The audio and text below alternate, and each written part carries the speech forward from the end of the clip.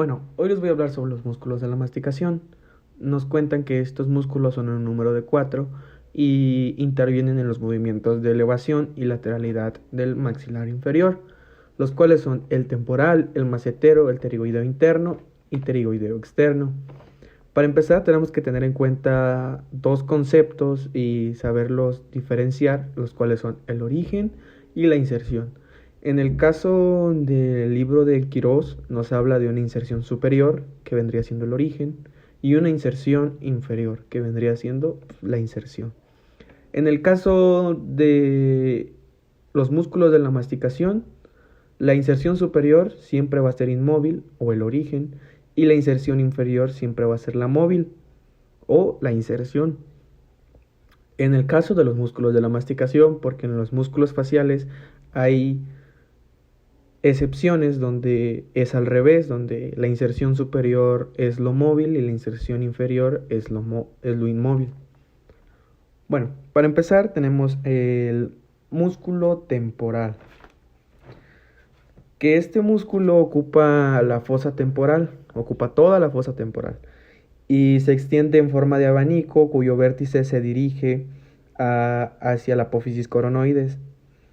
Nos habla que su origen o su inserción superior es en la línea curva inferior temporal, y también nos cuenta que tiene un haz accesorio que se origina en la cara interna del arco cigomático.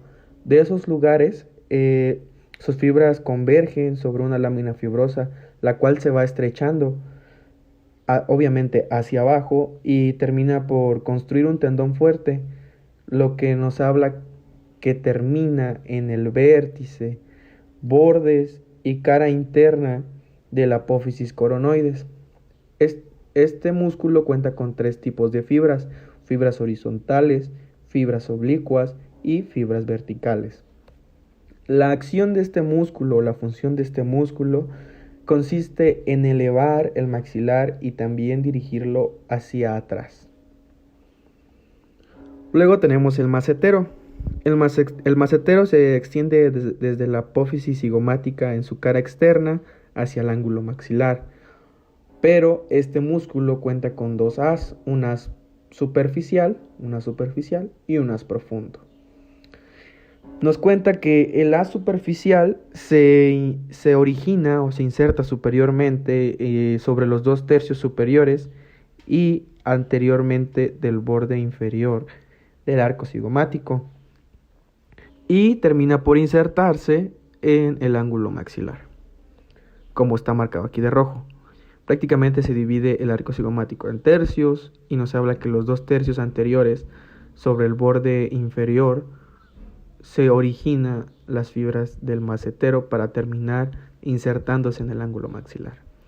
Luego, el haz profundo nos cuenta que se origina en el tercio posterior o el tercio sobrante del arco cigomático, yendo hacia abajo y hacia adelante para terminar sobre la cara externa de la rama ascendente del maxilar. Y aquí tengo una foto donde muestra dónde se inserta como tal todo el músculo sin división. Pero pues como nosotros sabemos que el haz superficial va hasta el ángulo mandibular o el ángulo de la mandíbula o gonion, y el haz profundo se queda en la cara externa de la rama ascendente. Luego tenemos el pterigoideo interno. Este músculo comienza en las apófisis pterigoides. Estas son las apófisis pterigoides y terminan en la porción interna del ángulo maxilar. Bueno, nos habla que se originan en el ala externa en su cara interna. Para entender esto tenemos que aclarar que la apófisis pterigoides cuenta con dos alas. Esta sería la ala externa, esta sería la ala interna. Esta sería la ala interna y esta sería el ala externa. Bueno, entonces nos cuenta que se originan en su cara interna del ala externa, y estas tienen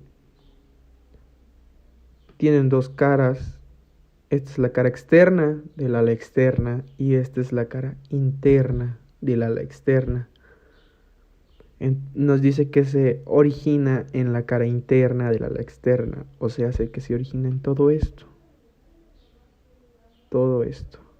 Y también en la fosa pterigoidea, y que sus fibras se dirigen hacia abajo y hacia atrás y se fijan en la porción interna del ángulo maxilar. O sea que su origen es la cara interna del ala externa y su inserción es el ángulo mandibular. Aquí está. Aquí está la inserción del pterigoideo interno, como lo pueden ver. Y la función de este músculo es principalmente elevar el maxilar inferior, pero también una porción pequeña de movimientos de lateralidad. Cuando solo se contrae un músculo, da movimientos de lateralidad. Luego, para terminar, tenemos el pterigoideo externo. El pterigoideo externo nos habla que se dirige desde la apófisis pterigoides al cuello del cóndilo del maxilar o a la cápsula condilia. Este también se haya dividido en dos fibras o en dos haces, el esfenoidal o superior y el pterigoideo o inferior, que ahorita vamos a explicar.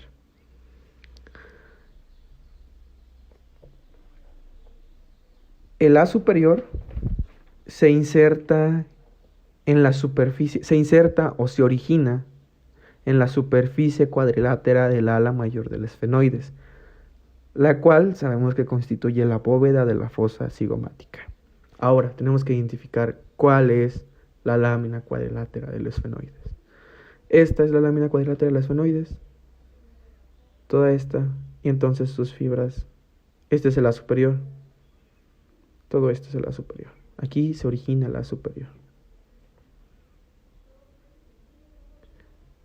Luego nos habla que el haz inferior se fija sobre la cara externa del ala externa del apófisis pterigoides. O sea, lo mismo que habíamos aplicado en el pterigoideo interno, aplicamos en este pterigoideo externo. Nos habla que nosotros sabemos que esta es la ala externa, entonces nos habla de su cara externa, y nosotros sabemos que toda esta es su cara externa. Entonces aquí se origina el haz inferior o el haz pterigoideo. Y nos habla que luego ambos haces se convergen hacia afuera y terminan por fijarse en la parte interna del cuello del cóndilo o en la cápsula articular. Aquí tenemos los dos haces que se ven muy poco, pero vamos a tratar de...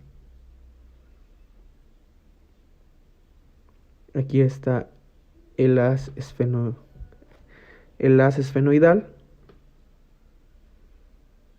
y aquí está el haz pterigoideo. Y los dos van a converger y a unirse en la cápsula articular o el cuello del cóndilo. Y aquí está. Pterigoideo externo. Y la función de este músculo es cuando hay una contracción simultánea de ambos pterigoideos, produce un movimiento de proyección hacia adelante. Y si se contrae uno solo o aisladamente el maxilar, ejecutan movimientos de lateralidad.